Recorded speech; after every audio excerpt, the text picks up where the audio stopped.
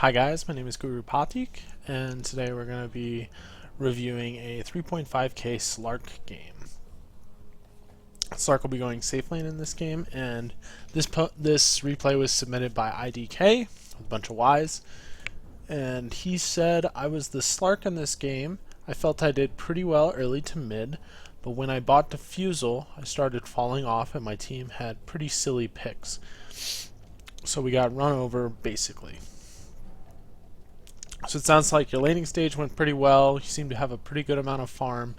Your team got picked off farming by themselves or pushing aggressively or doing something by themselves, and that caused you guys to get run over. Alright, so we'll take a look and we'll see what happens. Slark's a pretty interesting hero. I like playing him personally. Not everyone likes playing against him. His strongest aspect is that he's slippery and good against teams with no stuns. So we'll take a look at the lineups and see what's up this game. This is an all-picked ranked game, and I watched the draft. You fourth picked after seeing that they had a Centaur, a Phoenix, and a Pugna. So Slark looks like a really good pick here in that you see one stun that's got a long cast time, and two other heroes that don't have stuns. So Slark's a pretty good pick here. For your lanes, looks like you're going safe lane. Zeus is support.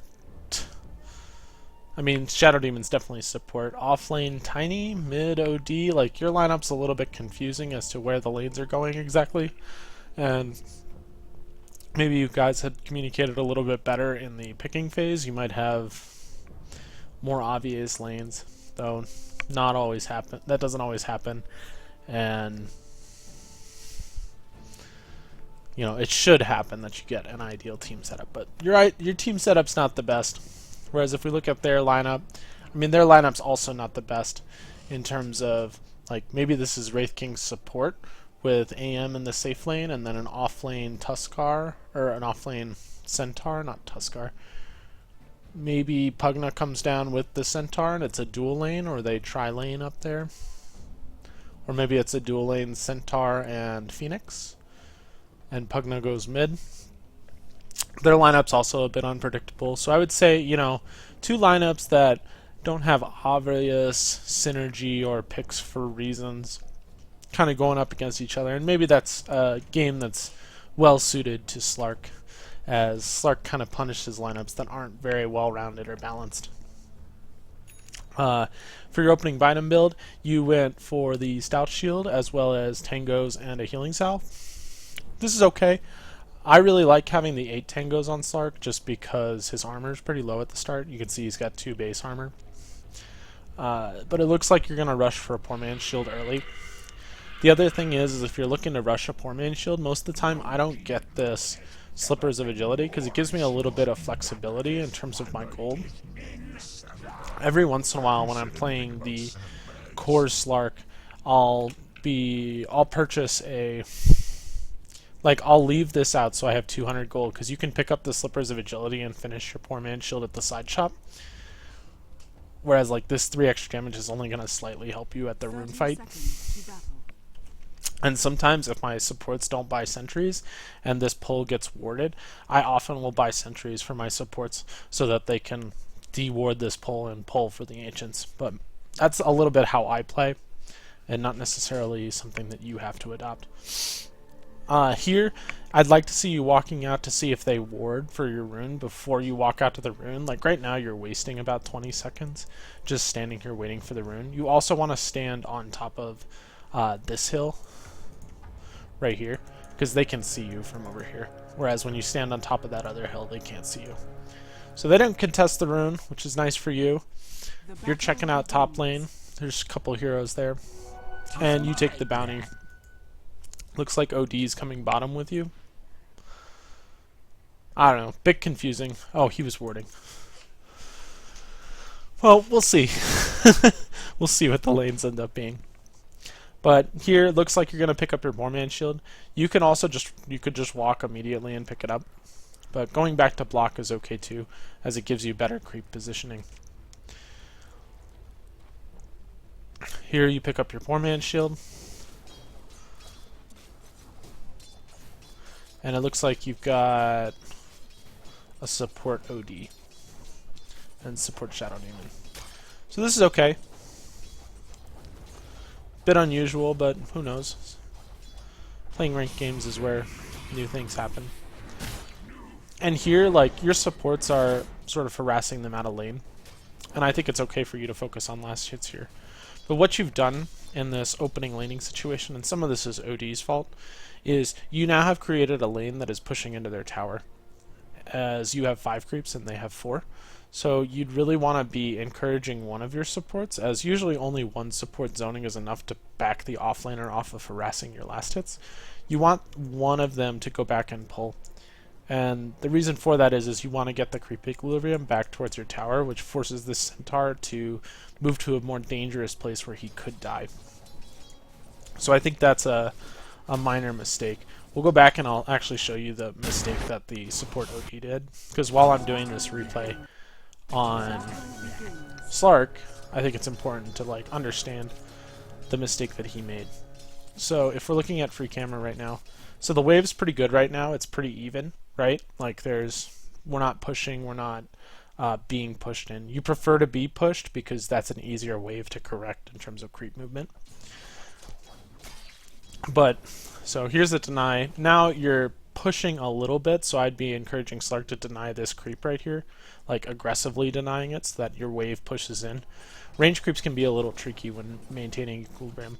But right here, do you see how this range creep starts attacking OD? It's because if we were to look at his perspective. So we'll go back 10 seconds. Free camera, player perspective. So if we look at his perspective, right, what'll end up happening here is he'll right-click the centaur right here, and that aggroes this range creep. And because this range creep is essentially wasting 3 or 4 attacks on the OD rather than pushing the wave is now pushing, and that causes the equilibrium to get messed up. So this is like a really small thing for supports, but you don't want to mess up this equilibrium unless the harass is relevant. And it looks like, I mean, the centaur's at full HP. He didn't even get a right click off. He was standing here and the centaur was here, and he just messed up his equilibrium by standing over here, or by right clicking when he was over here. It's like a pretty small mistake, but it's going to end up giving this centaur quite a lot of experience. And as a tri-lane, like, the reason you pick 3 heroes versus 1 is to secure free farm, shut down the offlaner, and get some levels on your supports because you're pulling. Like, that is that's how you have a successful tri-lane. Here, you held your skill points to level 2 because you didn't need any of them. I like that. It's, debatable whether or not you want Essence Shift or Dark Pact at 2, but this build is fine. And I think it's going to be better to have picked up the Essence Shift, especially because Centaur is walking up to get last hits. Here, this is like a minor laning thing. Centaur has been pretty scared. And, like, here, I'd encourage you to just stay here and hit the Centaur. Like, you want to put in his mind that if he walks up to get a last hit, he's going to get attacked by you. Now, he's not a great hero to trade last hits with, but because he has really high base armor, or he has really high base damage and high base HP, his armor is kind of okay. Slark's armor is also not okay, so he's not the best at trading early, but you do have a poor man's shield. But what he's doing is he's signaling that he's going for this last hit right now. And what that does is it buys you 1 free attack animation to hit the centaur. Because you could walk up and you could hit him for free, and maybe you could hit him a second time while he goes for this last hit. Like, the best time to harass enemy heroes is when they go for last hits, because they're committing their animation to last hitting a creep. And you walk off and give away essentially 50, 70 damage on this hero, as well as a couple of agility for you. Like, that's not how you want to be playing in a lane that you're supposed to be dominating. Now he's like not that scared, he's contesting you for last hits. Like, this is not what you want. Like, finally you hit him, but you could have hit him like 5 or 6 times in the time that he's dancing around here. He's a little bit safe there when he's sitting under his tower. But Quelling Blade, also okay. Boots might have been better there, just because you can pressure and kill him when you have boots, and he doesn't. But I mean, the Quelling Blade's fine. It definitely helps you contest last hits better. See how you do last hitting under tower. Good, you got this one. Good, you got this one. I was meant to have this.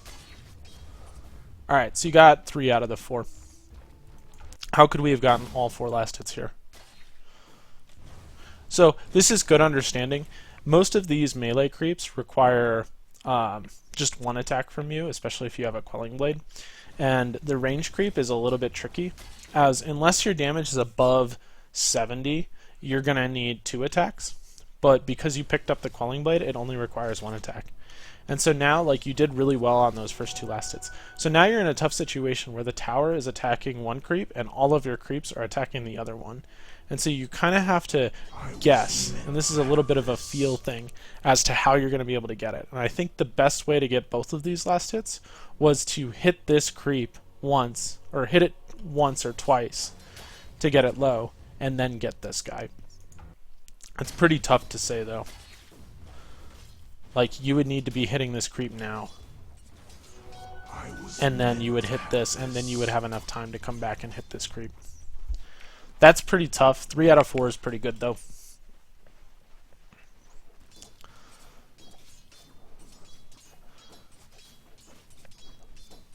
Alright, so you got the lane sort of where you want it. Centaur went to pick up his boots right here. Like, if you had picked up boots instead of a Quelling Blade, I would like to see you just go contest him. Right? Your lane's not pushing. You can get 4, 5, 6 maybe last hits off, and you do have a salve. So you can definitely pressure him out of lane when he's going for that. And, like, you have your shop open, because I think you're thinking about buying a lot of items, because you've got this free farm lane. And you elect to go for the Aquila. So that's okay. Centaur walks up, like, there, pounce him. Like, that is almost... You will get so much damage if you pounce him right there. And I'll explain why. So, he comes up, he denies you. Look at your creep advantage right now. You have 5 creeps. 6? 5. This guy's dead. So you have 5 creeps right now, and he only has 1. If you initiate an attack on him right now, he will be tanking 5 creeps worth of damage, whereas you are tanking 1. And I think that is definitely a huge trade that you want to be making. As you haven't really looked at his items, so you don't know how much regen he has. But if we look at him, we see that he has just 1 set of tangos. Like, that is not enough in lane. Like, I would be looking to aggressively trade my salve for his HP. So your Shadow Demon roams around. You Dark Pack the stun, which is nice. You get a nice pounce. He hits you, and you run around and not attack. Like, that's a kill if you just attack. But you got a little scared. You got a little worried for your life.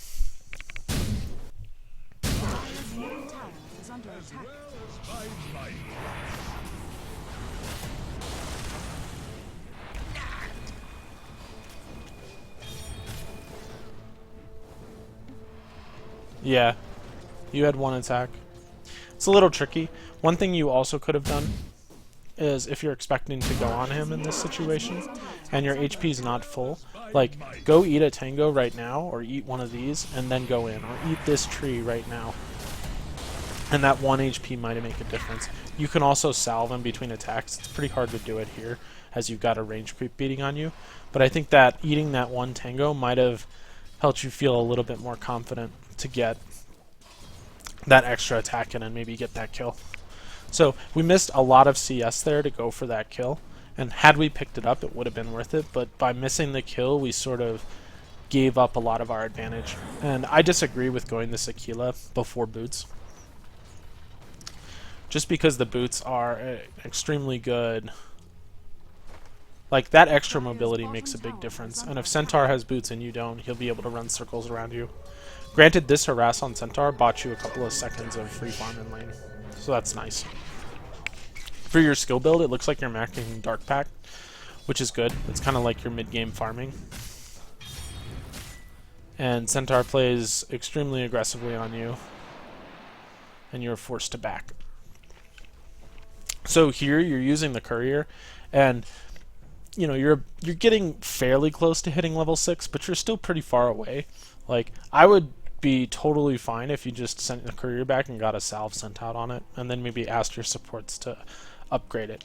Because, you know, you do not have enough regen to stand in lane against this centaur right now. And so you're going to have to play defensively and won't be able to farm for a minute and a half. Good aggro mechanics though, like trying to pull the wave towards you. That's really good. Courier shows up, you get your Aquila. Centaur's denying you. You probably should have died there, but Centaur didn't want to kill you.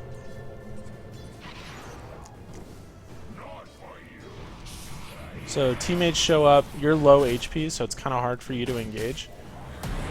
You juke the stun, and he runs after you.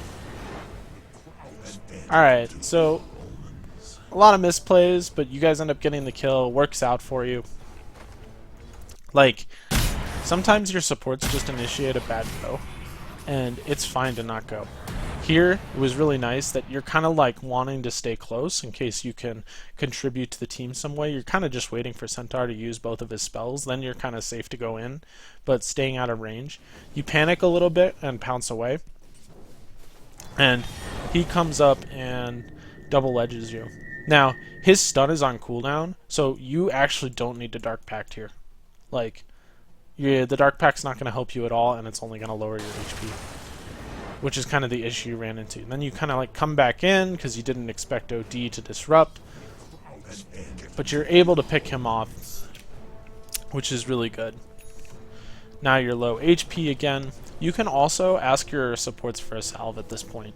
Like, Shadow Demon doesn't have one. OD also does not have one. So it doesn't make a difference in this situation, but sometimes it's okay. You go in Dark Pact because you're a boss. Wanted to get that level 6. Like, there's nothing for you to be scared of in terms of global abilities right now. So that's okay. But, like, someone could have wrapped around in the trees and maybe gotten you. You have a pseudo lane ward. It's, like, pretty close. It's a rune ward, really, but that might have made a difference. Phoenix shows up, knows you're low. Good pounce out. Juking fire spirits. You got your ulti, you pick it up.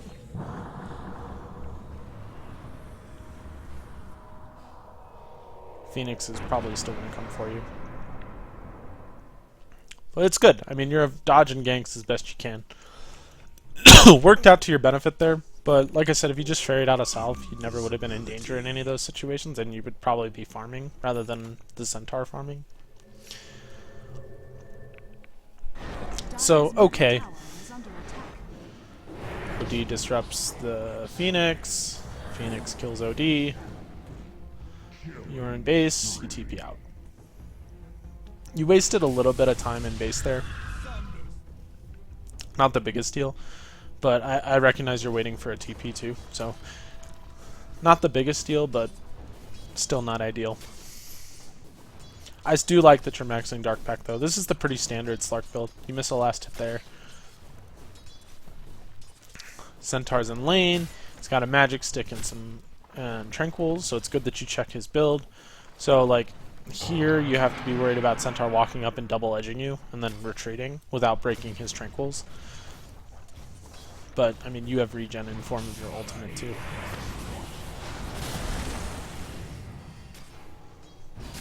A small thing when you're going on Centaur, and this doesn't seem to matter against this Centaur, it's a nice kill.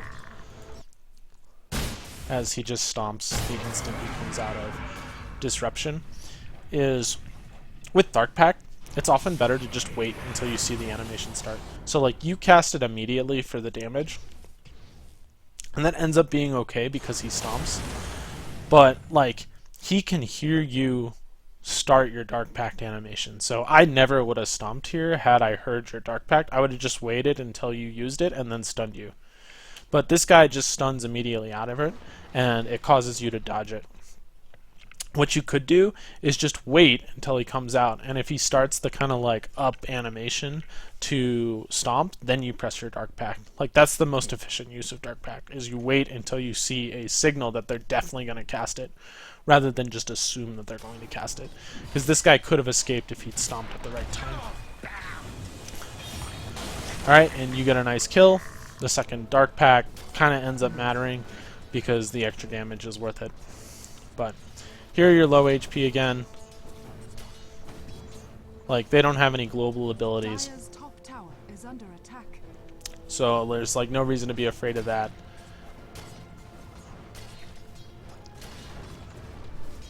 But, you know, you're still low HP and you want to at some point recuperate that without losing too much farm. And I think your opportunity, when you think about opportunities to regen HP as a Slark, like, now I would be looking to regen HP. And the reason being is that it takes the longest to kill these siege creeps, whereas when the next wave of creeps come, melee creeps tend to die fairly quickly. I think at this point, instead of walking up and hitting this guy, you just want to be sitting in the trees, regenning. And as a Slark, you don't need to walk far. You can just walk into any nook and cranny. So you can walk here, stand here, you can walk, stand here, walk and stand here. Any of these like nooks work. You just have to be out of vision. But lane's going pretty well for you thus far. You missed a few CS on that wave because you chose to back at the wrong time, right? Like, you get 2 out of these 4 when it could have been 4 out of those 4.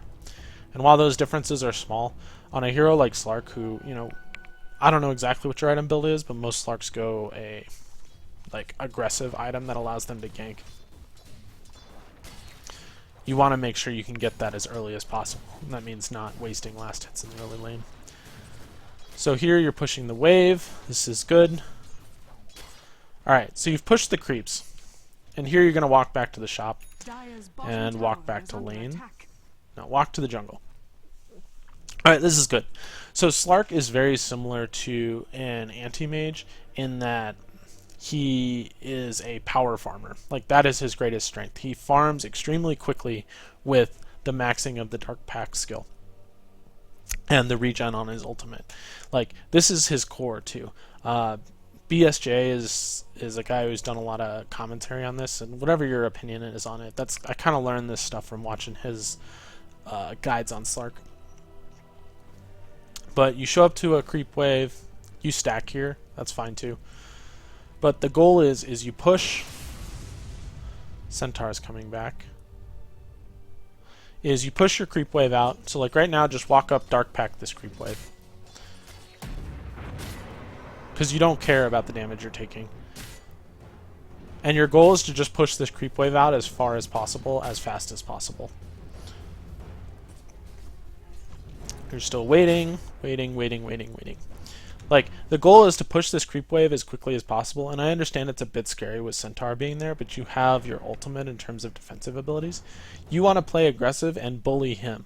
And, like, you haven't bullied him very much this game, so he doesn't feel scared in this lane against you 1v1, and that's a really bad situation to be in as a Slark. You also want to push this wave and kill all these creeps as fast as you can with Dark Pact, so that you can be farming the jungle and maximizing your farm, whereas this Centaur is only getting the lane creeps. And that's how, like, you can accelerate and get quite a lot of farm on Slark. So here, like, walk up, Death Pact. No Death Pact. It's just a more aggressive farming style on Slark. So now you're a bit worried about your HP. You come in, he starts his animation.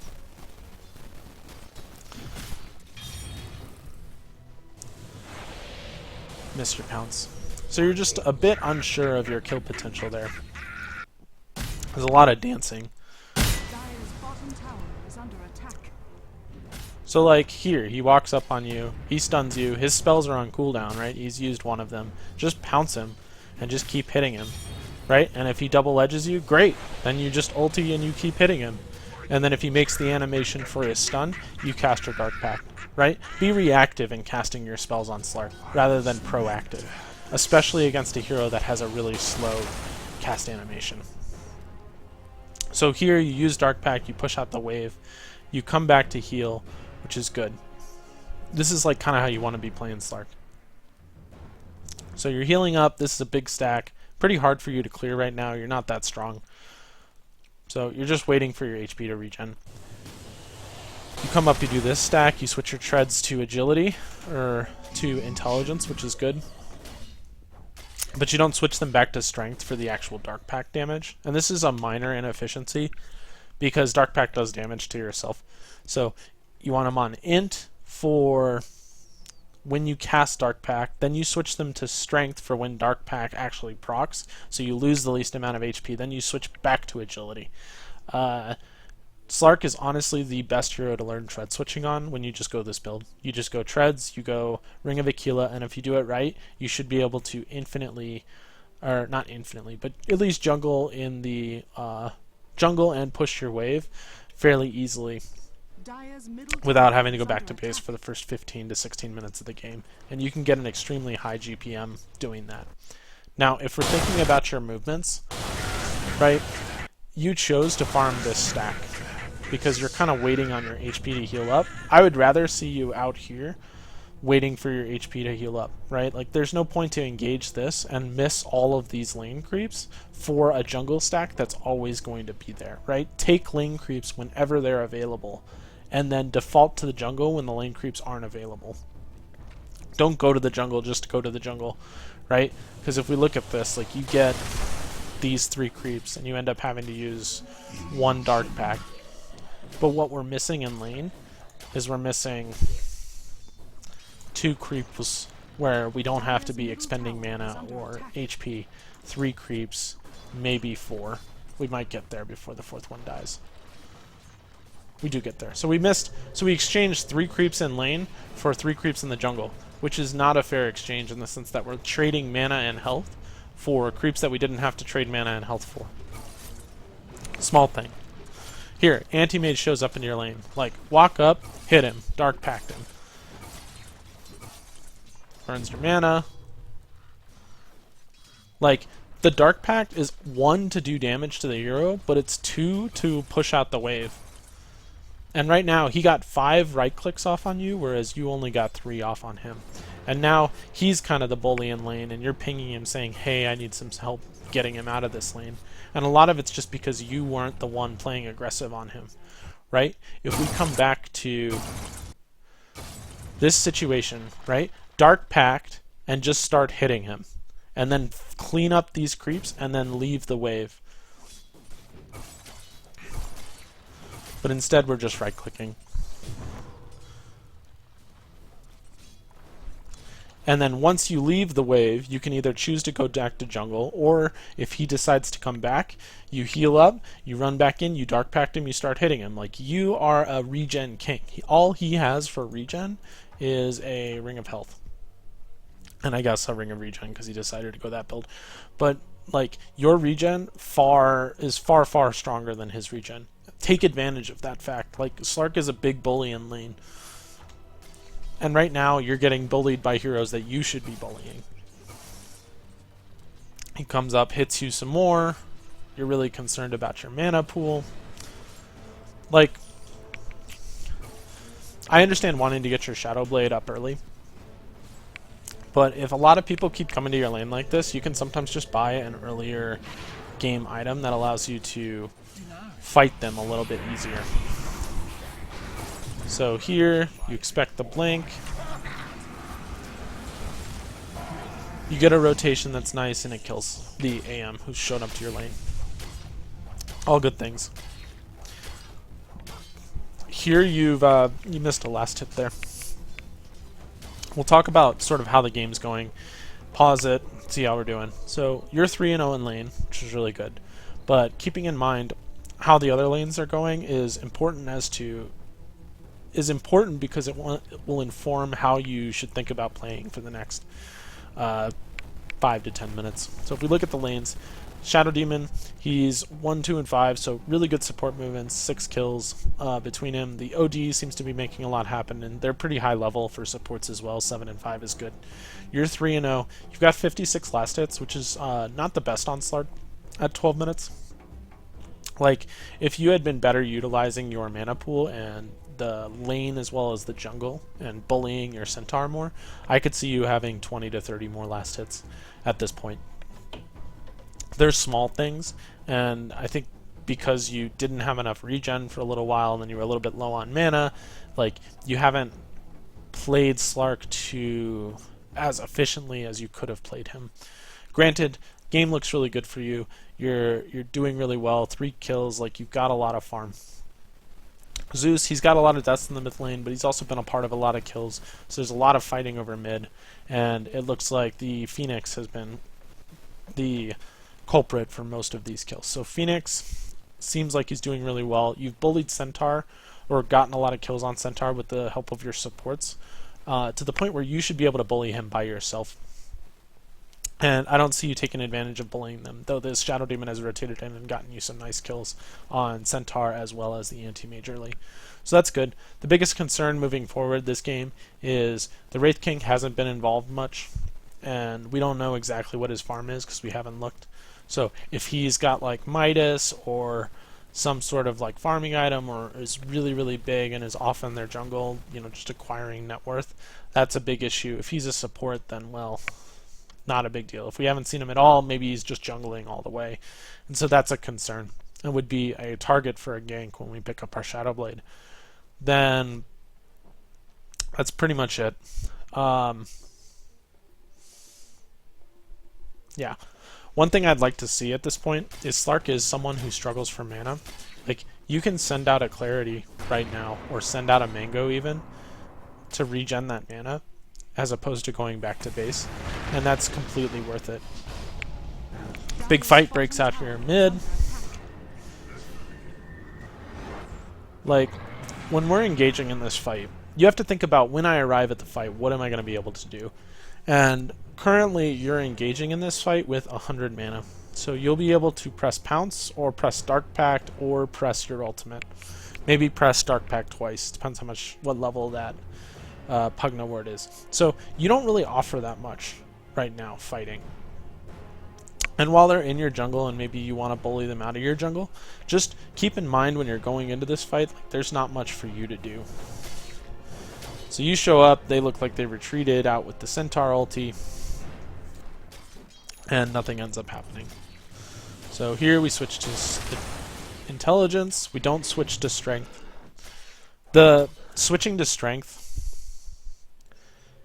really matters in terms of efficiency because you spend less time healing. But it's a small little thing. I like to see that you're switching to intelligence though. But the switching to strength will it increases the speed at which you can start farming again. But this is good. Using Dark Pact to clear camps. Middle tower is under attack. Like, that's the purpose of Slark. He's sort of like an anti-mage in that his Dark Pact gives him kind of like a Battle Fury-esque cleave ability, but it comes online much earlier and with much less farm. So he can start power farming before AM can.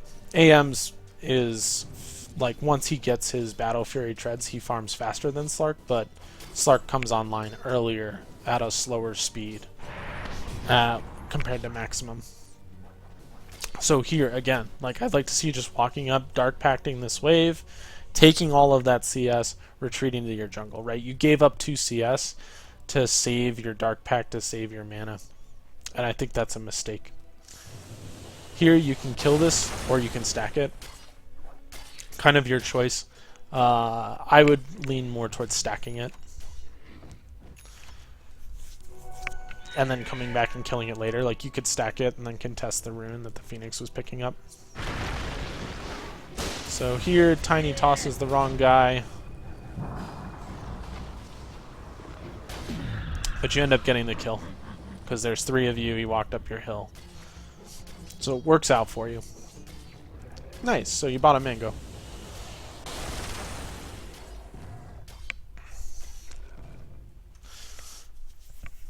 So you've kind of retreated back into your jungle, and this can be okay. Why do they see you? They must have a ward. Why would they ward there? That's like such a weird place. They've warded this hill. Yeah, they warded right here. Crazy. Alright, so You know that just based on the way Dark Pact works.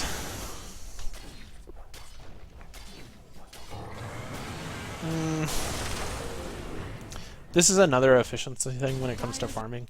When you're farming this stack, Dire's middle tower right, is under attack.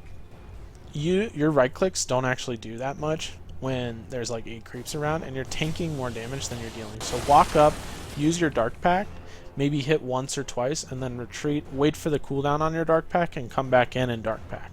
Right? You're saving HP or damage to your HP pool because, like, your speed of farming with Slark is limited. Like, I'd like to see you do this movement with the first. The speed of farming with Slark is not limited by mana. It's limited by your HP pool. So you want to take better care of your HP pool when you're farming in the jungle, and it will increase the rate at which you can kill creeps, which is a big, big deal on Slark.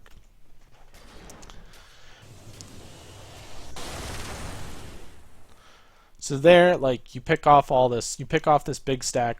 I'd like to see you with your Shadow Blade maybe retreat, pick up mana, Radiant's and top go for a tower is kill, under attack. as you've got that surprise factor. I don't know why you Shadow Bladed back here. Go back and take a look, see if you were seeing something. You might have just wanted to regen and didn't know exactly where their ward was. But this is a waste of mana. And on Slark, like, you conserve your mana and you conserve your HP. And that's how you win the game, so to speak. Or how you play the hero. It's very much about the efficiency of your HP and your mana pool. So Shadow Blading here, like, you see no one in the mid lane. So there's no way for you to walk in and Shadow Blade and kill someone there. So, like, there's no purpose to here. And if you're looking to kill bottom, it's going to take you the duration of Shadow Walk to get to bottom. So you won't be able to get that extra Shadow Walk damage, 175 damage off when you land, and that's a pretty big deal, as well as the positioning from Shadow Blading to, you know, a top position tower that is works the under best attack. for your hero. Maybe you did it for that extra movement Radiant's speed, bottom tower is under attack. and you could argue that it might be better for that, but I think it, like, your Shadow Blade wore off here. Like, there's no way you would have been able to walk up. Here you Dark Pact, thinking you can kill the Phoenix. This is a bit of, you know, when you play a Slark, who's especially a hero that just, like, runs around and kills people, you have to think about who can I kill by themselves. And currently those targets are Wraith King, Pugna, and Centaur. And you can't even kill the Pugna that well because Pugna can just self-decrep. Granted, he can't do anything to run away from you, but he can self-decrep, so he'll only take the Dark Pact damage. So, like, you should run at those heroes and try to kill them if they show up, but if a Phoenix shows up, like, he can always dive out of your pounce. So you want to play aggressively, but you want to not expend any of your resources unless you think you can get a kill on him. Like if their dive is on cooldown or if their ultimate's on cooldown, that would be okay. And by Dark Pacting here, instead of Dark Pacting this wave, you essentially waste 50 mana. Like, even if you connect with that Dark Pact, he just dives away. Like, you don't have enough burst damage to kill him from full HP. So people show up to your lane, Dark Pact the wave. Oh, nice, you got a proc from OD. And retreat. Now this is tough, right? Because when you're looking at this tower, you can either choose to stick around and maybe fight with your team, but there's 3 heroes here. I guess I should look and see how many we can see from your perspective. We'll go back. So we walk up, we Dark Pact. We see Pugna under tower. We hear the TP from Centaur, though we don't know. So there's likely 2 or 3 heroes here. And at this point, you can either choose to stay and try and fight, or you can go off and farm.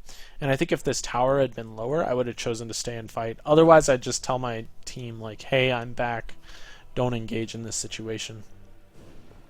But you see Phoenix starts to engage here. You're looking at the bounty rune. And then you end up running back. And this is just kind of like a miscommunication with your team, as opposed to, like, like these two wanted to push the tower and you wanted to farm the jungle, and because of that you ended up wasting 15 seconds running when you could have been at a fight a little bit sooner. Radiant's top tower is under And that might have made the difference between you getting all of these kills. Oh, it looks like you're going to pick off quite a few of them. So it ends up working out in your favor. But just something to keep in mind is like communicating even your small movements to teammates can be really beneficial.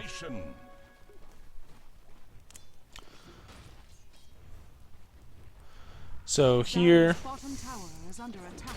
this is a minor Slark thing, and I'll knock you for it because you're playing Slark.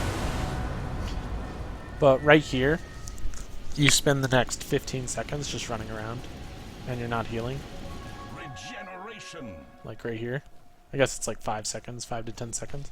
Like, just go stand behind these trees and heal, Dire's bottom and then go tower in. is Like, under you don't want to be attack. hitting a tower at half HP. Granted, 3 of their heroes are dead, but if Wraith King like comes out from the trees and stuns you, you might just die. If you don't have the reaction speed to ultimate or dark pack before it hits.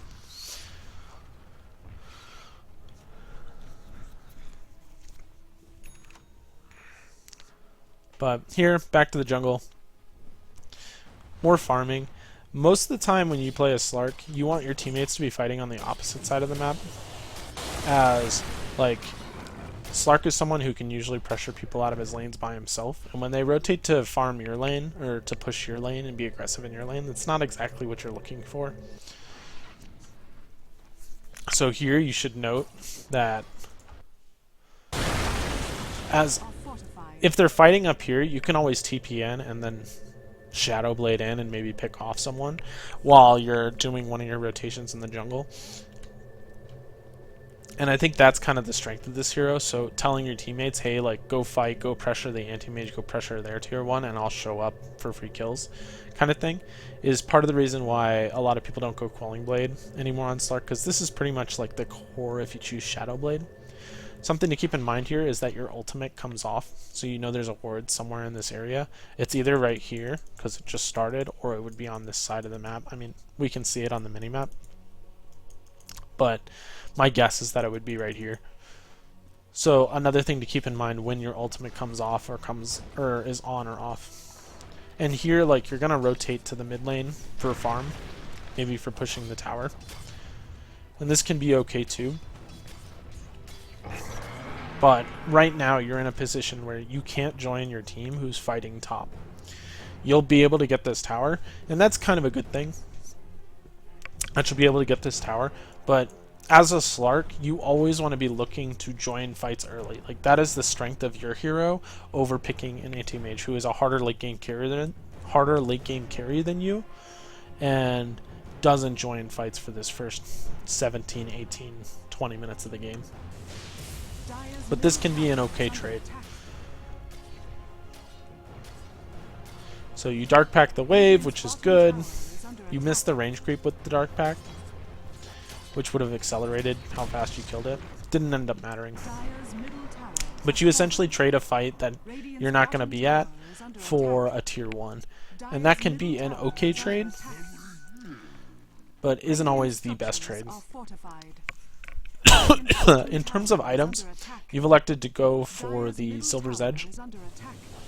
And the active in this game isn't really that relevant. I mean, you can get rid of Radiant's bottom Wraith tower King's has Vampiric fallen. Aura and his Mortal Strike, Radiant structures as are well as fortified. maybe Centaur's Return Radiant's top tower is under attack. and Anti-Mage's Spell Shield. It's kind of relevant versus Anti-Mage Spell Shield because it makes your Dark Pack do more.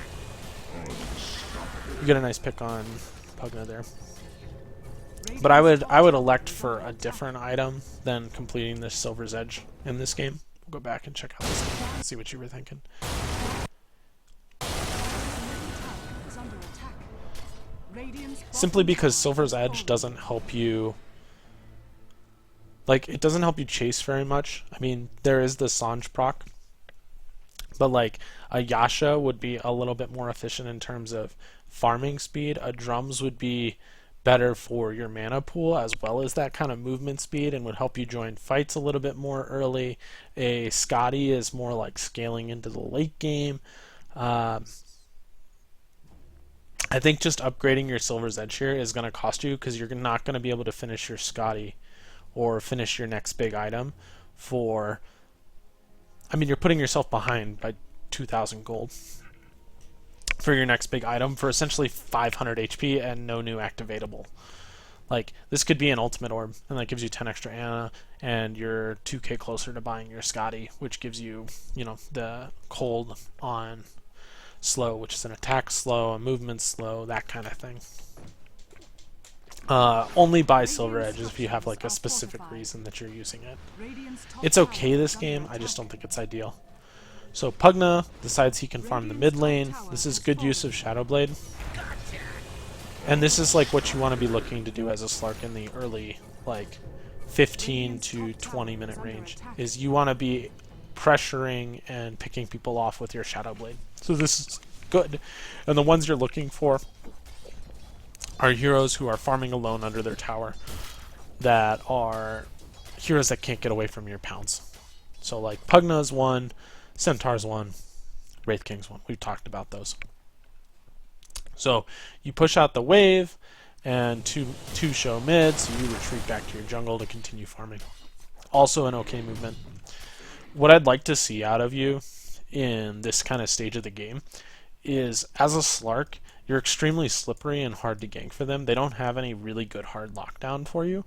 So one of the things you can do is, instead of taking the safe farm on the map, you can rotate and take the quote-unquote dangerous farm where you're likely to run into heroes, and that can help to stagnate their farm, as well as you'll continue farming at basically the same rate. So it's the only reason to do it is to essentially limit their farm.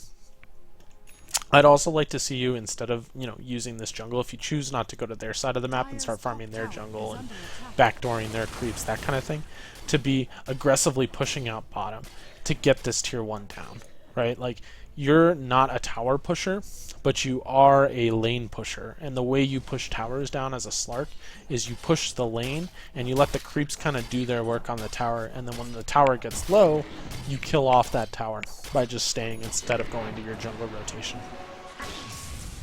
So here you see a haste, you pick up your Silver's Edge,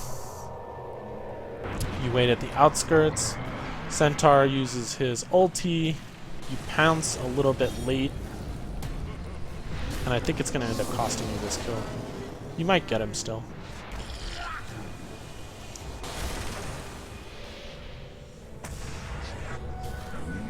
Alright, so a couple of misplays there.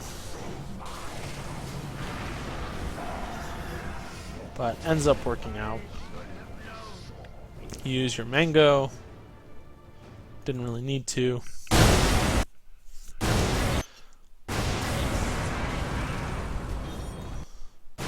So these are small mistakes, but if you can pick off these kills faster and for less resources, it's going to make a big difference.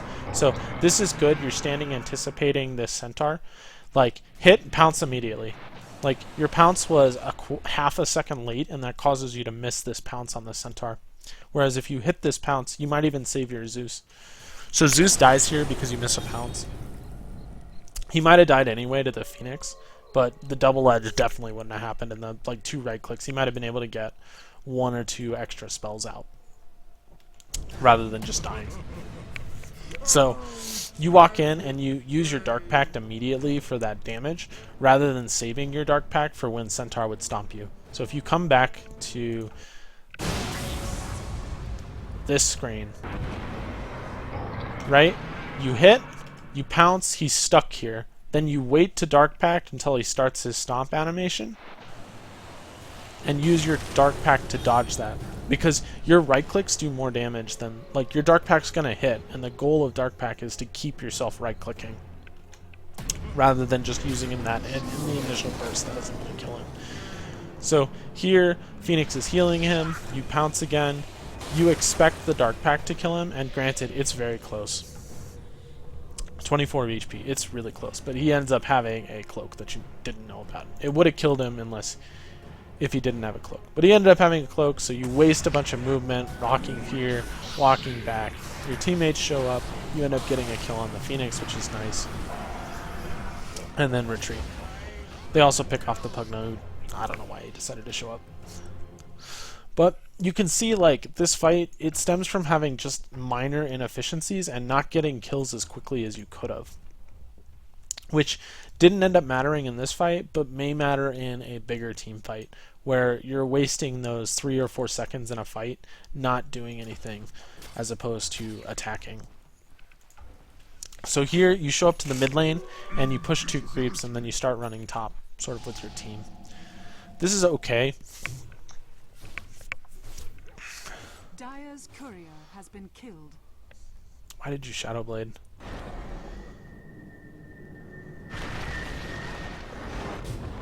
Alright, so he was probably dead if Tiny hits his stun combo. Alright. Let's go back and talk about why you Shadow Bladed in the river. Did you see a ward? So your ultimate is up. And your teammates are in front of you. Your ultimate's still up. Like, there's no reason to Shadow Blade there. You want to Shadow Blade for that extra damage. Like, it's really relevant on Slark, as well as the proc on Silver Edge. And since your teammates are ahead of you, you know that you're not just going to, like, randomly walk into someone because they're smoked, and it would give it away. Like, just stay behind them and stay out of Silver Edge. Right? And then when Dire's courier has been they killed. catch someone, right, like, you're trying to catch this AM. When they catch someone, now you can Shadow Blade. And, like, see how because you Shadow Bladed at the wrong time for essentially no reason, you no longer have it to hit this anti-mage. Granted, Tiny misses his stun here, so you're not going to get the kill anyway. But if you had the Silver Edge damage, then he wouldn't be able to have his Spell Shield, which means that Tiny's combo would do more damage, and you 100% would kill him. I think he's 100% dead here if Tiny stuns, but it's like a small mistake from you. Again, like, you're just not carrying TP scrolls as well. Like, you want a TP scroll in your inventory. So here you're walking around the outskirts of the fight. You choose to go in on the anti-mage, which is good because his blink was on cooldown. You kill him and then back with your ultimate, using Dark Pact to retreat. That's fine. Slark's not the best team fighter. He's really kind of like a pick off and then disengage, re-engage kind of carry. And I think you're... So I'm fine with you disengaging right there. Is under attack.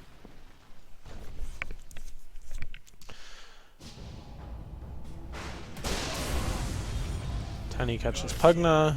You Shadow Blade. Tower is under attack.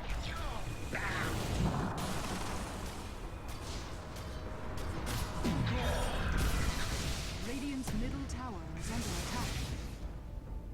So, like, you're playing pretty well here. But again, like, this is another Dark Pact for no reason. So you pounce here instead of attacking first, so that costs you a little bit of damage, and then you immediately Dark Pact. Now, his we know his dive is on cooldown because we just saw him use it. So, like, there's no reason to use this, and Centaur is nearby. So Centaur is likely to walk back and try to stun. And you want to save your Dark Pact for when Centaur is coming back to stun.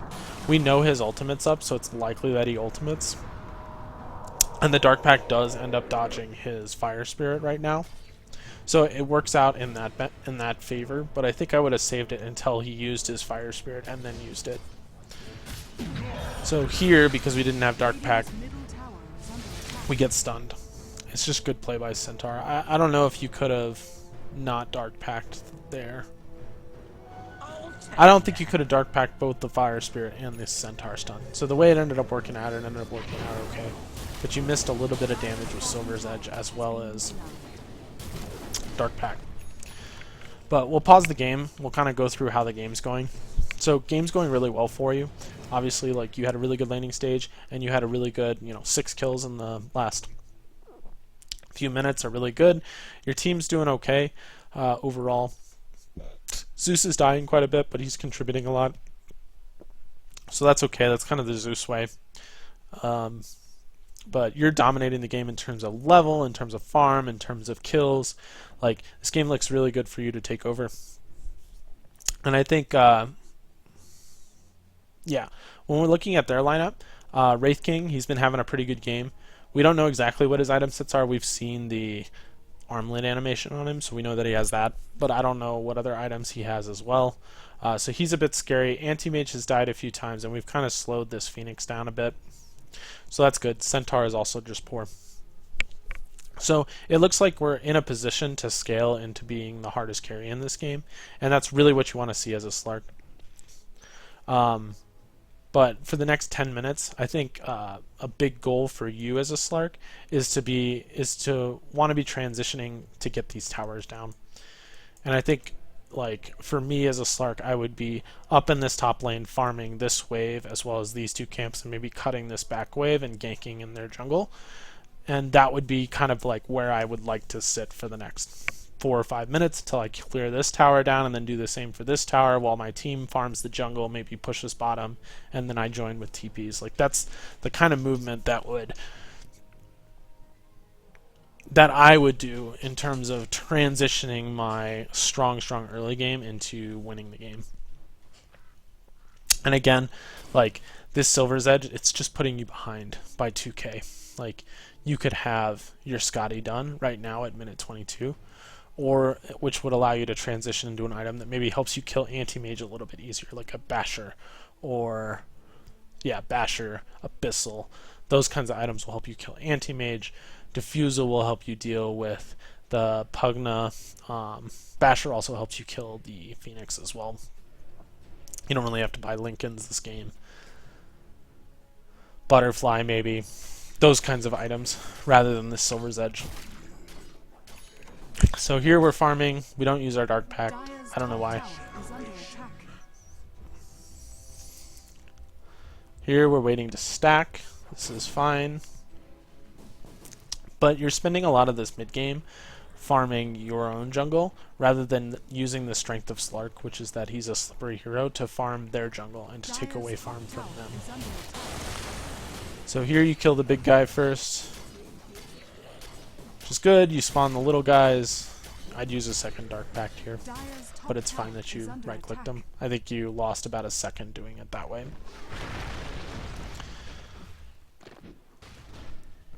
So again, more farming of our jungle.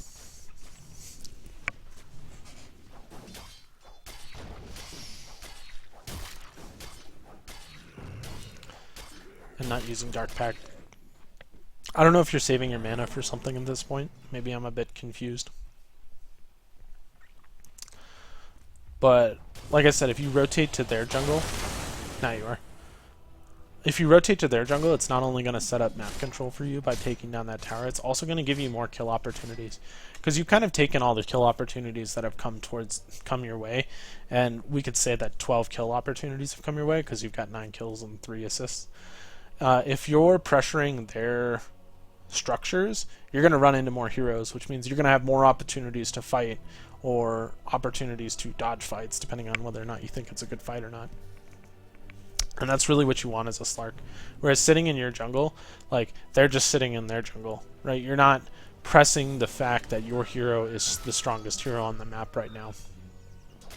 So they walk down to the river. They likely warded the river. Here you sell your Poor Man's Shield for a Ultimate Orb, also fine. I would have liked to have seen you pick up a TP. Centaur walks out of position. You Dark Pact immediately, but he ends up stunning into it. Works out for you. Here you change targets.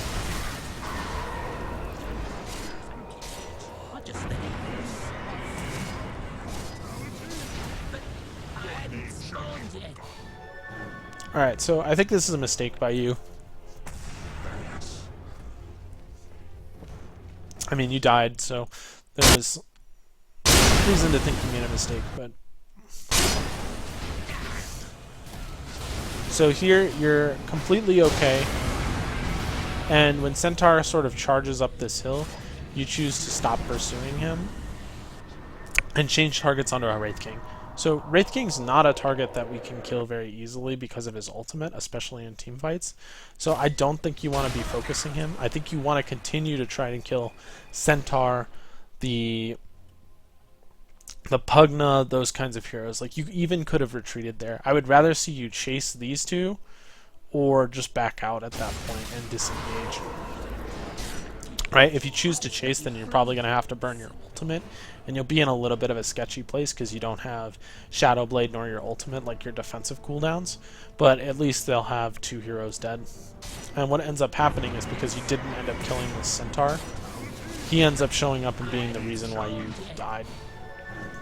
Granted, Phoenix and Wraith King, they were kind of just there, and it's hard to fight into a team that has better team fight than you, especially as a Slark. And the way you capitalize on that is by farming the map really aggressively and splitting them up. So there's a big chase, you watch the Tiny run around. But like, your death there means a lot, because you're giving away a 9 kill streak to Centaur. So you just gave away, you know, 1k net worth to Centaur, as well as like 200 to the rest of them, and a bunch of experience. Like, a lot of times when you get this ahead on a carry, it's more important to not die than it is to take every fight. And I think there you pick, like, you got a good initiation on the Centaur who was out of position. You dark pacted slightly at the wrong time, and then didn't end up pursuing him because of good plays by the Pugna. And I think at that point you choose to disengage, or you like hard commit. But in that situation, I would have disengaged.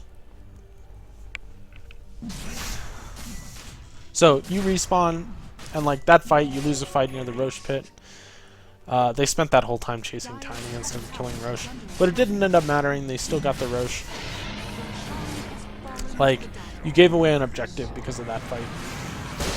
So here, a fight kind of starts without you. You used your Shadow Blade or Silver's Edge on the Pugna ward, and then you ult to retreat. Then you go back in on the Wraith King. Again, you're using your Dark Pact not to dodge anything.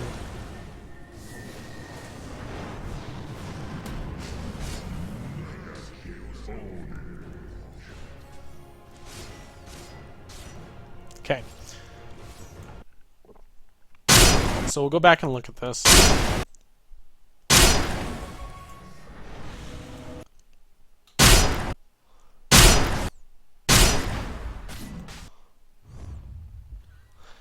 So your teammates smoke. Like, if you're worried about them rushing and you're going to go fight in the rush pit, TP out to this tower. That saves you 4 or 5 seconds. You get there 4 or 5 seconds earlier. Right? Like, that's the reason you aggressively defend your tier 1s early, is that they're access points into the rush pit, and you could have gotten there 3 or 4 seconds earlier, 4 or 5 seconds earlier, and that could have made a big difference in this fight. At the opening of this fight, right, you Silver Edge in, and here, like, Phoenix just used his ultimate in the last fight, and the last fight was about a minute ago, so if I had to guess, I would say that his ultimate is probably on a 20-second cooldown, meaning that he would be a high priority for me to try and kill because one of his defensive spells is not available, and he's at low HP. He's getting stunned by this Tiny. We'll look and we'll see what he's at. 3 seconds. So he has a 3-second cooldown on his ultimate, so I'm a bit off. But going into his fight, like, that's the one who I would be looking to focus. Here you get stunned without using your Dark Pact, which is pretty bad. You kind of waste your Shadow Blade. Maybe you just accidentally clicked on the ward. I could see that happening too. Yeah, that's probably what happened. But you could just Dark Pact there and retreat. Here, Wraith King pursues up the hill by himself. I'm okay with you using the Dark Pact there for damage. If you timed it a little bit better, it might have purged the ultimate too, but that's okay. And then here, it's a disengage. You could have maybe gone back in with like Pounce and Dark Pact and then used your Shadow Blade defensively, but that is banking on the fact that they don't have detection for you. So that's a bit more aggressive, and unless you check their inventories, you wouldn't necessarily know. So here Anti-Mage blinks to like the one place you couldn't catch him. I saw that you were anticipating up, like him blinking up or him blinking to the right, and he just blinked right. That's, you know, kind of what sucks about playing Slark with a Silver's Edge versus an Anti-Mage. But like if we think about, again, like completing this Silver's Edge, it cost you 2,800 to 5,400, 5,500. So that's 2K 2,600, I think, 2,650. Yeah, so that's 2,650. Like you could have a completed Basher right now with a Shadow Blade, and that would allow you to go in on this AM, and then, you know, if you esports bash him, then you get a kill there. It's just it's a minor thing and a minor issue with picking up that Silver's Edge. When you're ganking an anti-mage, especially as someone who doesn't have as much mobility as him, you want to be thinking about where will he be when he does something. And there, like, you were anticipating the blink, but you just didn't anticipate the right way. And it's hard to anticipate the right way perfectly every time.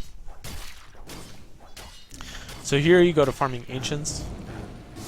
Not really the strength of Slark, but I think it's okay. I'd rather see you pushing out this wave, trying to apply pressure on their towers and take away their jungle. Because what you've run into is you've run into a situation where they had a bunch of cores, and I'm pretty sure the Wraith King just jungled this game. And like you're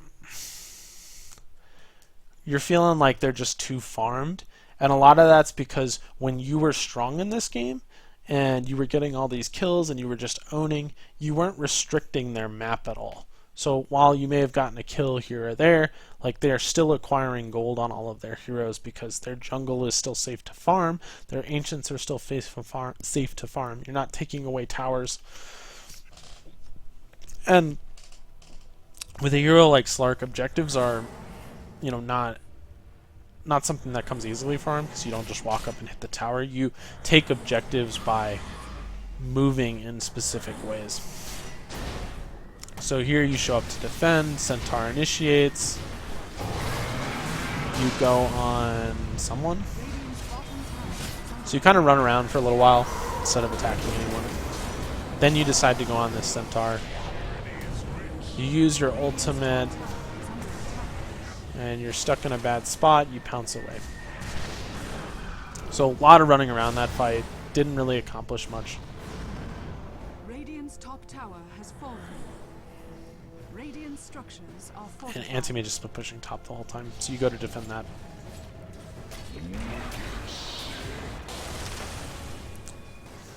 And you're chasing Anti-Mage. Alright, let's go back and look at this fight, because you're not going to catch Anti-Mage. So, you're farming Ancients, you're checking out this fight. Tiny dies, which is kind of a bummer.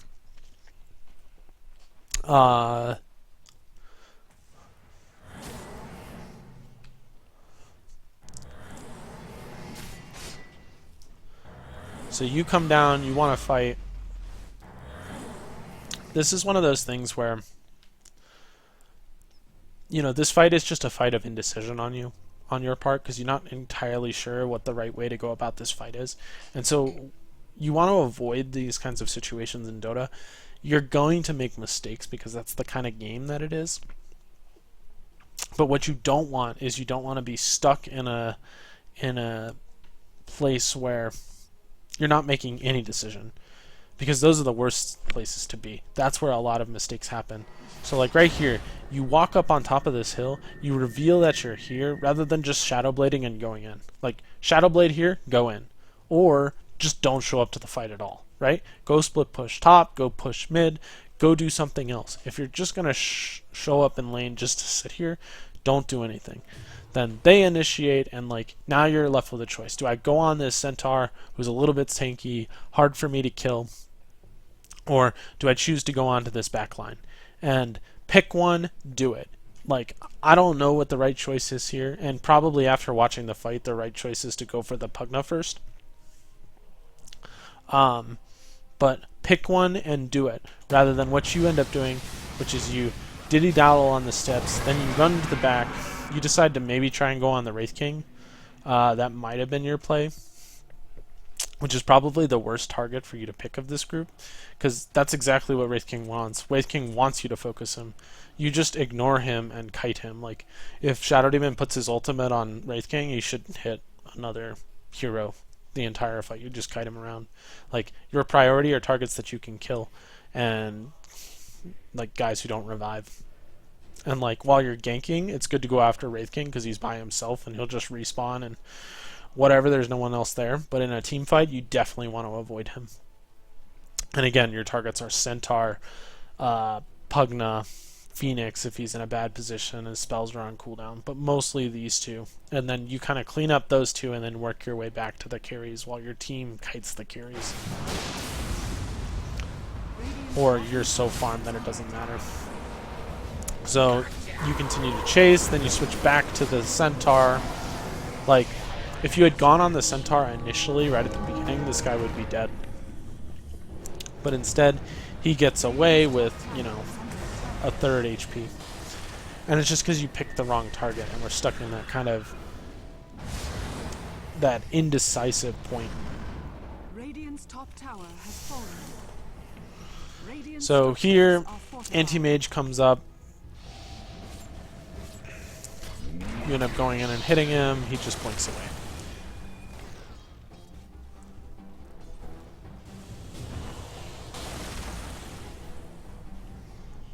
Radiant's top tower is under attack. And then your team is kind of stuck. I would have rather have just seen you continue fighting bottom and then TP to defend top, rather than run top and try to deal with the anti-mage. As I think you could have picked off a couple of kills bottom, as opposed to going. We'll take a look how the fight went. Because we're at a point right now where you're healing. This is fine. I'm okay with this movement. But right here, I would be Shadow Blading, and I would be going back in. These guys are half HP, a third HP, you know, no ulti. He does have Aegis still, so probably not the best target. Phoenix is somewhere over here. Is Phoenix dead? Phoenix died. So, like, you want to be going in and cleaning up these kills, and you're at a point there. This guy's probably going to get some tower damage, but he's not going to be able to take the racks. And you running top, like, there's no kill opportunity for you there, simply because you don't have an item set that's designed to kill him. Top tower has fallen.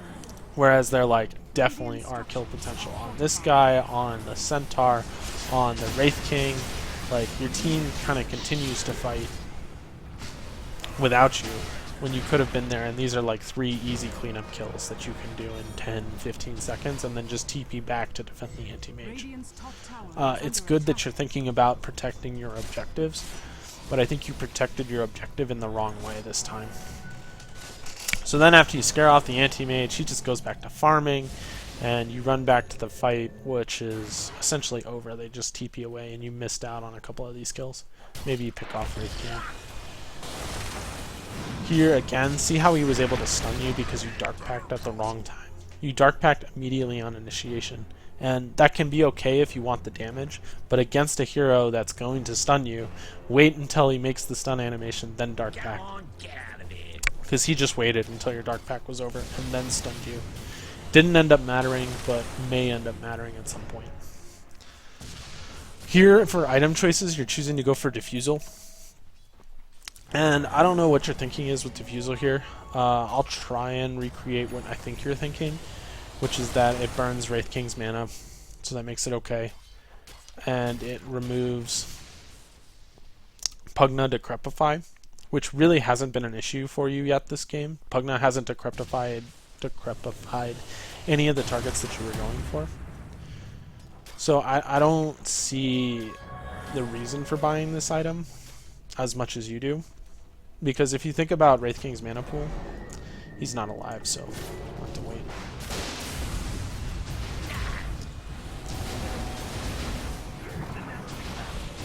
You go in, you ulti, you get out. So this is good. Go back and take a look. When you're going into a fight like this, as a Slark especially, you actually know if they have a sentry or not based on whether or not this Shadow Dance regen goes away. So I would be keeping my eyes on that and see how like it doesn't pop up. So they can't see you. This might be a replay because they should be able to see you. Yeah, I think it's a replay bug. This is it. So see how it goes away there? They can see you. Then it comes back, they can't see you. Goes away, they can see you. And you can tell without looking at that debuff if you're just kind of like watching your movement speed of your hero, because your movement speed of your hero will change as Shadow Dance gives a slight invis buff. But here, you hit the Pugna, he decrepifies you and you purge it off, and then you ultimate to get out. This is good. Your ultimate's on cooldown now. Like, establish a safe zone and look to go back in. They can see you. Weird. Another replay bug. Looks like you're going to be invis for the rest of the game. But I think the next item here is, instead of this diffusal, is definitely a basher.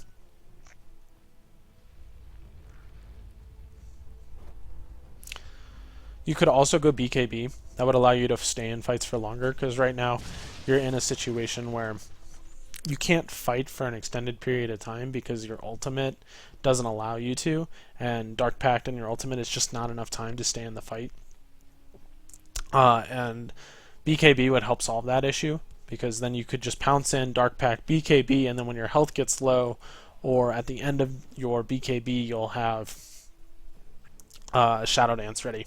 So that's like a way as a Slark to stay in a team fight for longer and do more damage. So like that would be a good buy at this point too.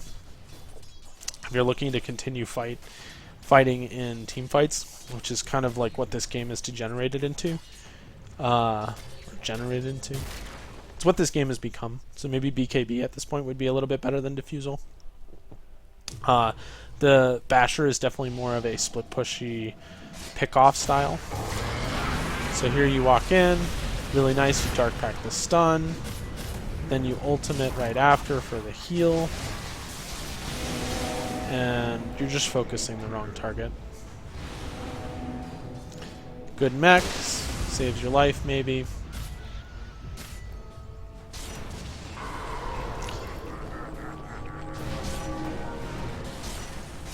Shadow Blade. Good. So I think with this fight, you're just focusing the wrong target.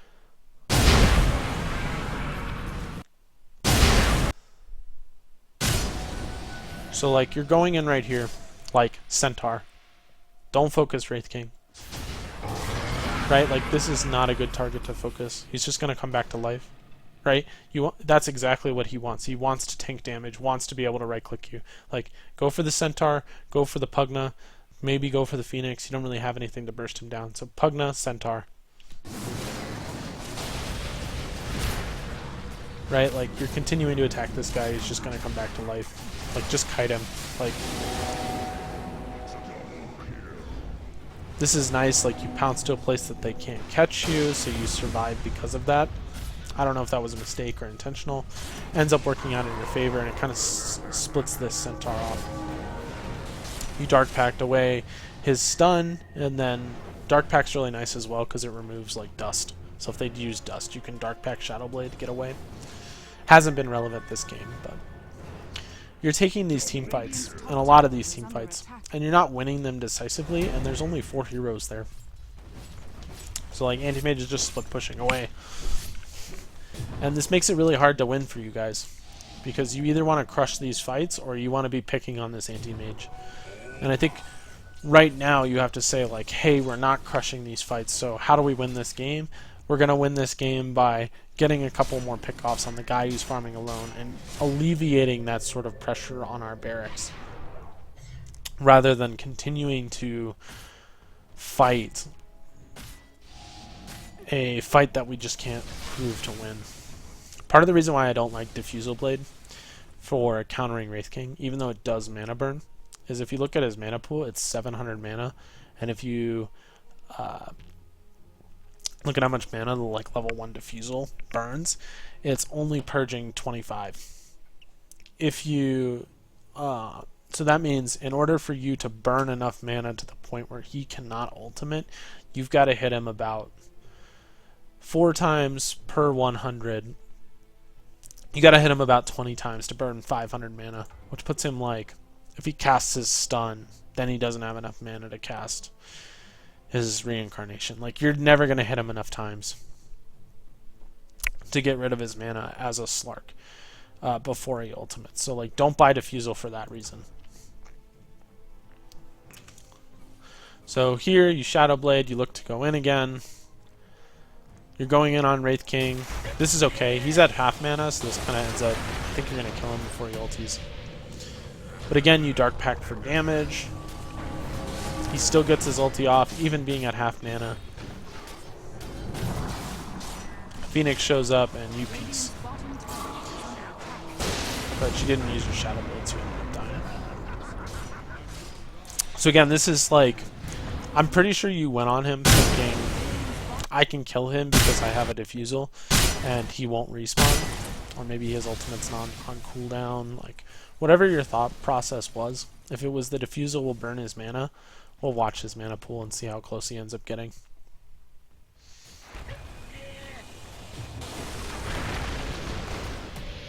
It is really close.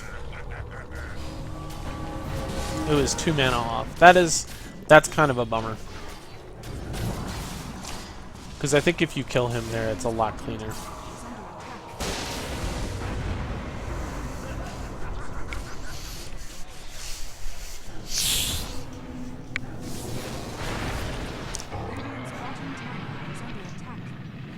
Yeah, I mean, you're even hovered over your Diffusal.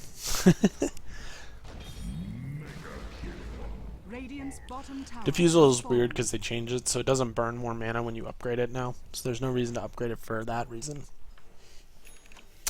But, you know, I think you may have gotten that 1 extra attack off if you didn't Dark Pact immediately for the damage. Right? Like, you're expecting Centaur or Wraith King to stun. Save your Dark Pact, use it to dodge something. Because you got hit by a Centaur stun when going on the Wraith King. Granted, he came from... like, out of vision, so it might have been really hard to Dark Pact before he gets his animation off, but this is why, like, as you need to be prepping your mind to think, like, the spells I want to Dark Pact this game are Pugna Decrep, Wraith King Stun, and Centaur Stomp. So, being really sensitive to paying attention to, like, as I start to see those, I'm definitely pressing Dark Pact. Like, if you prep your mind, then your reactions will be faster.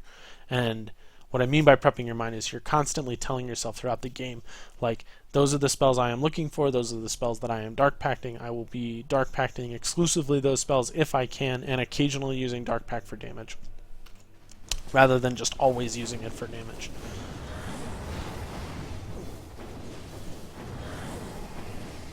But you lose a big fight, they come to siege your base a bit, but they're not strong enough to push.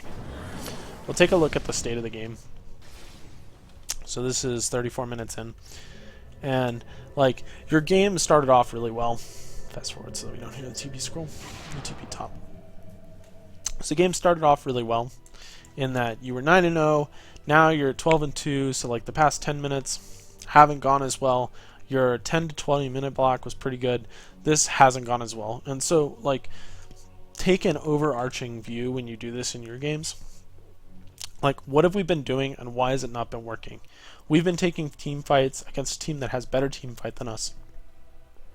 I haven't been able to pick anyone off who's off by themselves because those 4 are always grouped up. Like, let me play to the strengths of my hero and start aggressively pushing, aggressively looking to pick off the anti-mage. Maybe we'll smoke gank that guy and get back into the game that way. We need, like, you need to change your pattern of playing to come back in these games.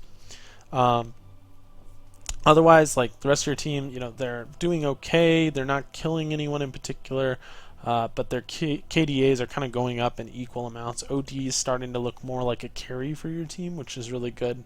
But you're really scared about this AM who's been left uncontested for quite some time and has been farming. Granted, he had a bad early game. So he started pretty far behind, but he's had 10 minutes to farm with Battle Fury Vlads, and I would not be shocked if he had Manta plus one big item right now, whether that be Basher or half of a heart or maybe some of a butterfly or something, because that's about how fast he farms his one 5k item every 5 minutes. So he's pretty scary. This Wraith King, like, you don't have a good solution to him in team fights, and so I think you have a solution to him in team fights, but you're not taking advantage of it. The solution is to drop Shadow Demon ulti on him and ignore him. Like, do not fight him. There's no reason to. You just kite him around. He can't do any damage. He didn't go a build that does damage when he is ignored. So just kite him. And again, you're looking to pick off Centaur. You're looking to pick off Pugna. So still a very winnable game for you, but it's definitely looking scary in that they have two pretty strong cores online, and you appear to only have one. Sorry about that. So here, you Shadow Blade out, maybe looking for a gank, but the wave's pushing into your tower. Like, here, just push this wave out. Be really aggressive about it, right? Like, go all the way to their tower. Make them come to you and try to gank you, rather than you go to them. Right? So you see that they're Roshing. So you feel the need to go fight at Roche. I can understand why. God, these things are everywhere. You show up, Tiny's manly, goes in, you misclick the Aegis, die without using any of your spells. It's a really, really bad death. What did you get stunned by? Centaur? So they don't have vision of you.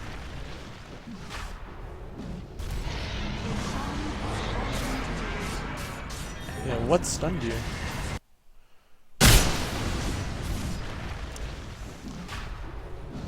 It's this Centaur Stomp. So you died because you didn't Dark Pact the Centaur Stomp. And like you see him make the animation. It's a bit cluttered, so it's hard to see. But that ends up being the reason you die. Like, you're not planning on hitting anyone with the Silver's Edge, so like don't save that. Just like you can Dark Pact out a Silver's Edge, and I do it a lot of the time. Because there's like nothing in particular that the Silver Edge proc is going to do anything for. It's just, again, extra damage. Like, if you Dark Pact there, you might have been able to get the Aegis. It's a really gutsy and aggressive play, and I understand why you made that play.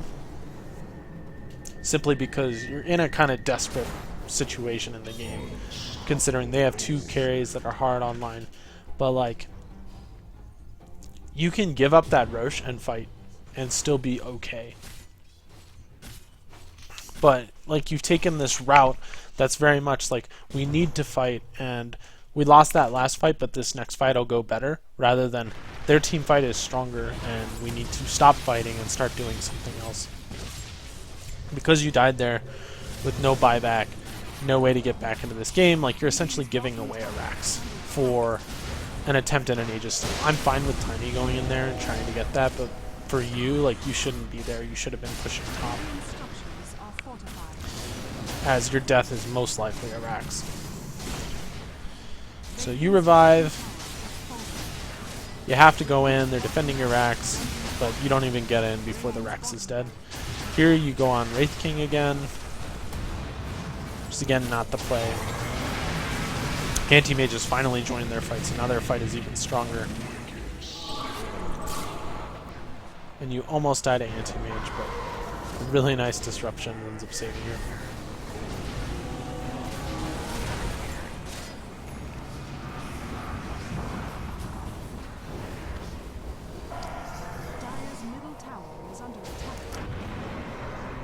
So again, it's just about picking targets you can kill. Like, that's your biggest fault in team fights. Is you're trying to kill someone who doesn't die, and is like essentially what their game plan is centered around is, hey, like, kill the Wraith King. Granted, their lineup's pretty good against you in that it has really strong team fight, and a lot of the heroes in the game have a way to get away from you. So it is a little difficult in that sense. But like 100% you should not be focusing this Wraith King. Like you can even kite him with your Diffusal Blade. I mean, this Rax was lost mostly because you chose to try and steal an Aegis. Whereas I would have much rather seen you try to trade an objective than try to steal the Aegis. This is like a glory play, and if it works out, fantastic, but if it doesn't work, then it loses you the game. Whereas like the safer play is definitely to take an objective, and maybe you're feeling the need at this point in the game to do something. Like, you feel like you're going to lose unless you do something crazy, and so in that sense, it's okay to try and steal the Aegis, but it ends up really punishing you. Like, you see how quickly you kill Pugna. Like, if you just start every fight like that, killing Pugna, it changes the complexion of the fight.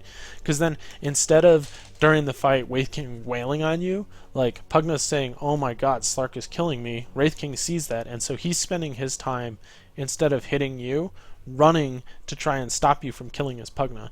And then by the time he shows up, you either Dark Pact his stun, or you ultimate his stun so that it doesn't hit you, and then you just keep kiting him, keep killing the other heroes and watching him chase you around the fight, because he has no mobility items and you have an incredible amount of mobility as Slark. Right? You want to be spending your time fighting, attacking, and forcing their guys to chase you around, rather than just fighting straight into them and expecting your hero to be stronger than them, because that's not Slark's playstyle. Slark is not a I can 1v1 you with given equal farm. And if we look at net worth, like, you're pretty even with the Wraith King and also with the Anti-Mage, which is kind of what we've known and expected because we've been watching the game. But like, you can't contest evenly with another carry given equal farm. When you're ahead, when you're like, you got a butterfly and, you know, you're 5k gold ahead, yeah, you can fight the Wraith King and it won't matter.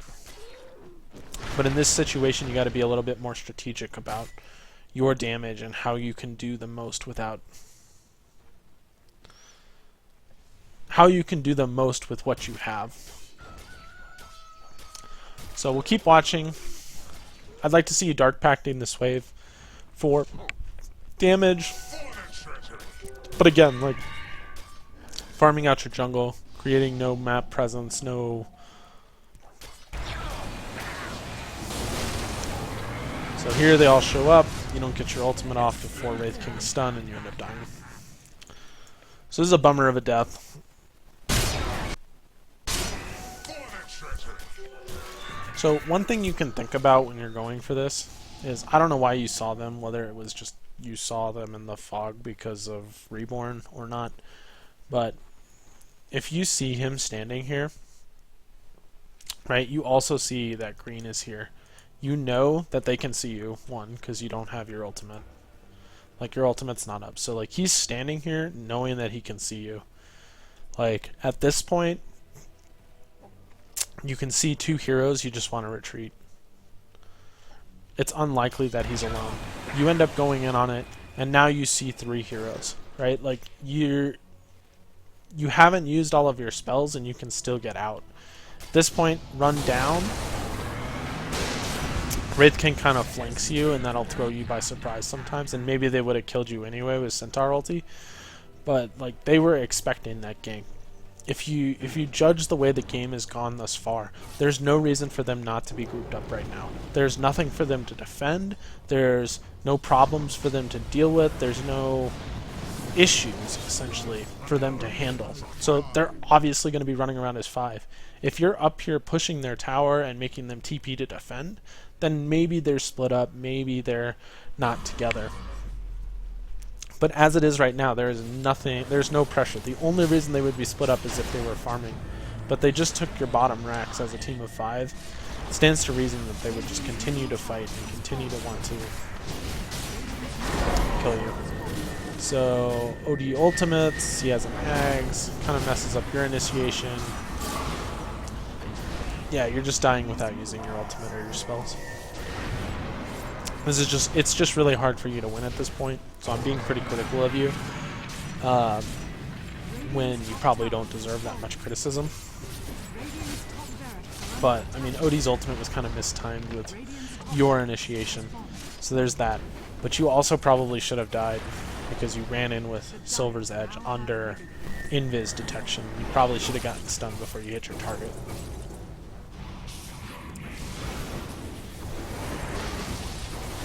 And now it's they've cleared out your barracks and the game's essentially over. So overall, I think you played pretty well. Your early game was okay. I would have liked to seen you be a bigger bully in lane towards the Centaur, especially considering you had a pretty big regen advantage over him. Considering you had a salve and a set of tangos, whereas he only had a set of tangos. I think that would have helped you keep the Centaur down a bit more. Your farm was pretty good though in the first 3 minutes. Shadow Demon set up a lot of nice kills for you. Then in that 10 to 20 minute mark, you got a lot of nice kills. You were 9-0, godlike. Things are going really well for you, but you weren't you were fighting on your half of the map, which meant that you weren't taking objectives, as well as not pushing out waves and sort of defaulting to farming the jungle when I think you want to be pushing waves more aggressively, more geared towards getting objectives and limiting their farming space, especially as a Slark.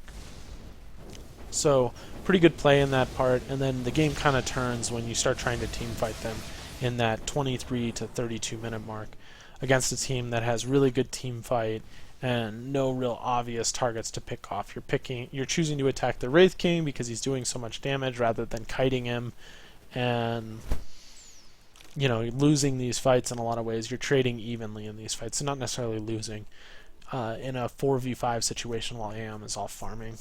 And AM had a terrible game, but that 23 to 32 minute mark gave him enough space to get back into the game. And now, sort of at the 30 to 43 minute mark, is AM rejoins the fight. He's got items because he's farmed for 10 minutes, and you've been sort of stagnant and stalling in 4v5 fights, not applying pressure to their map. And you've run into a situation where now they have just more farm than you, and they're going to beat you because of the fact that they have more farm. So overall, I hope this was helpful for you. If you have any questions for me, let me know.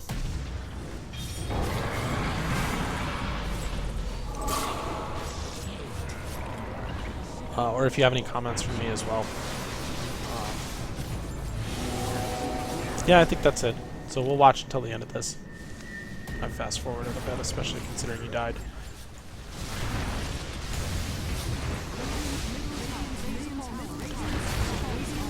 If you're looking to get a replay reviewed by me, go ahead and just send me a message on YouTube. Things I'm looking for if you're looking for a replay are your name first off, the MMR range that you're playing in, sort of a short description of how you felt like you played, and in general I'm looking for games that you lost where you played pretty well, because I feel like those are the best games for teaching moments. But submit the replay to me and let me know. I think that's it from me, so thanks for watching, and I'll see you guys again.